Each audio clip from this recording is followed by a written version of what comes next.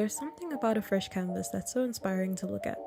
The fact that there are so many opportunities for what it might look like after you work on it, seeing it transform from a 2D white surface to a whole new world. It seems kind of hopeful. As a chronic New Year's resolution writer, I see each new year as this blank canvas. I get excited to think, oh, what kind of person will I turn into by the end of the year? What's in store? With this optimism, I set goals. Goals that I think will help me live the life I want. So, here are mine.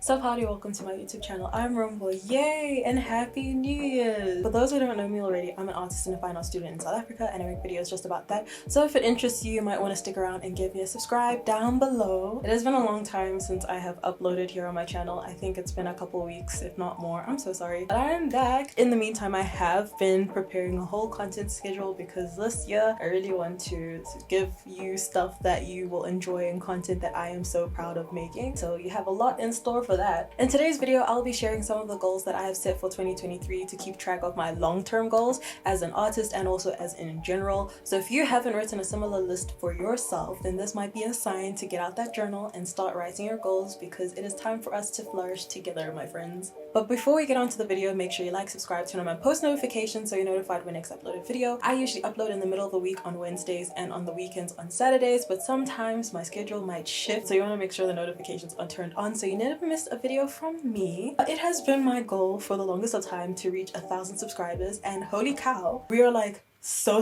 close. So really it would mean the world to me if you subscribe and share this with all your friends. Experience more and be reckless. Have you ever had the realization that you literally have free will to do anything you want? Aside from the fact that each action you make has a consequence, for the large part, you make your own decision.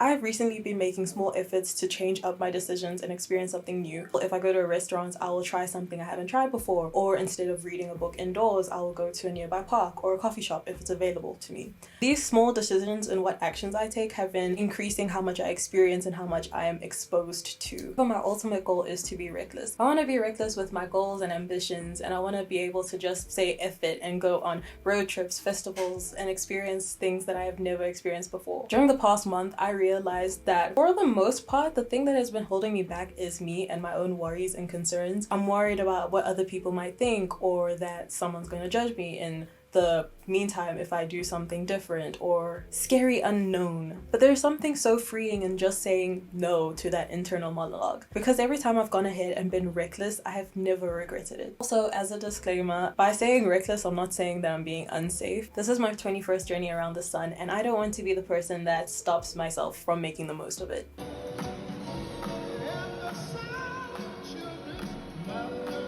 Speak to more people. When I went to the States recently, I visited this small gallery in Greensboro run by this old but very talkative man. At first, I was hesitant in walking into the gallery, but I am so glad I did. I heard so many stories, experiences, memories that he had, and I learned so much more. It felt like a mini portal into a world that I will never experience, because it is someone who has such a different walk of life compared to mine. I was so grateful that I was able to spend over an hour just hearing all of the things he had to share. Pastel art and Russian classical painting.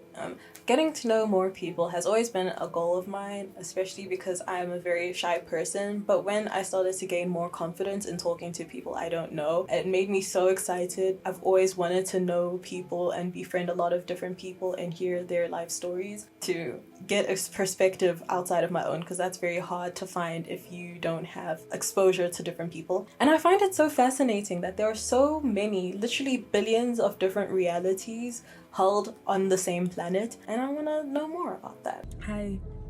So today is December 31st and I'm gonna go work in a coffee shop and just like explore another town in North Carolina and see how it goes. This is a fit. I don't know if I'm gonna do that much because I don't really have like a game plan on what I'm gonna do, but I won't stay there for too long because I just want to see the rest of the town also and explore. Yeah, so I'll see you in a bit. Actually do things I say I'm going to do in my head. This year, I want to be a lot more intentional with the goals I set and to make sure they don't remain in my head. I have a journal and I've also created a vision board so that I could put my goals and my achievements that I want to have on paper and to visualize them and have them physically. Nothing will happen if my daily routine stays the same. And for the past few years, I haven't been firm on manifesting these goals by walking the walk. Maybe it's because I'm lazy or because I'm secretly afraid that even if I try hard enough that I still won't reach these goals. Who knows? My goal is to gain the skill of breaking down each of my bigger goals into achievable steps so that I know I can achieve it. It's my goal this year to make all my other goals a reality and to know how to do that successfully. It's one thing to dream, it's another thing to do.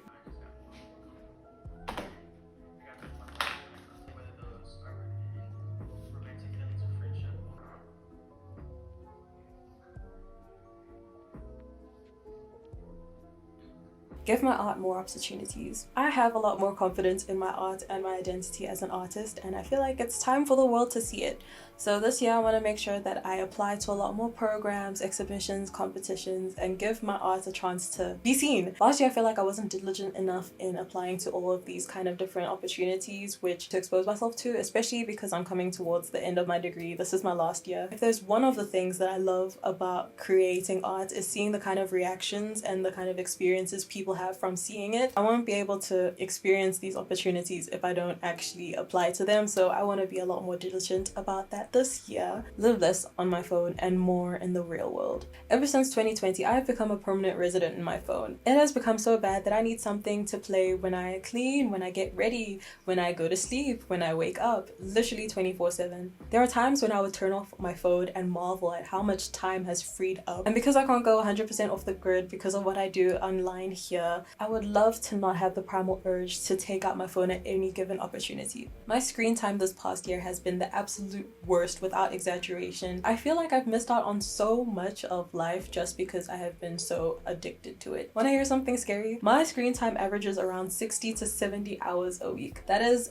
over 1.5 times a full-time job. In that time, I could have learned a new language, I could have learned a new skill, I could have caught up on my reading, I could have done so much more, but I have just spent it endlessly scrolling on TikTok and on YouTube. Also, I could have used that time to rest because my sleeping schedule has also been messed up. The world looks so pretty, and no screen or camera can mimic it. Honestly, if I could throw my phone away and live in Switzerland with my own cows and homemade sourdough bread, I would. But for now, my goal is to make sure that I live in the real world and not on my phone. I have a lot of creative hobbies that I love doing. I play the guitar, I love crocheting and knitting, running, walking, basically anything your grandmother does. I'm a grandmother in a 20-year-old's body. But I feel like I've recently hit a plateau with all of my hobbies and that I'm not improving on my skills because I don't put a lot of intentional effort into learning more and pushing myself. I recently have been making a lot of artworks because in the beginning of this month, I held my first ever solo show in the States, which is exciting, and you will be hearing a lot more about that soon. It was a lot. I put myself through the ringer and pushed myself. It had been such an amazing experience, but it was also an intense one because of the sheer quantity and a lot of variety that I had made for the show. And although it was stressful and although it had come with a lot of tireless nights, I felt myself improve so much, and I feel like it was because of the consistency. Obviously, there was a lot of stress because of the deadlines. Aside from that, that consistency is what I want to bring into my other hobbies because that allowed me to improve a lot more than just staying stuck.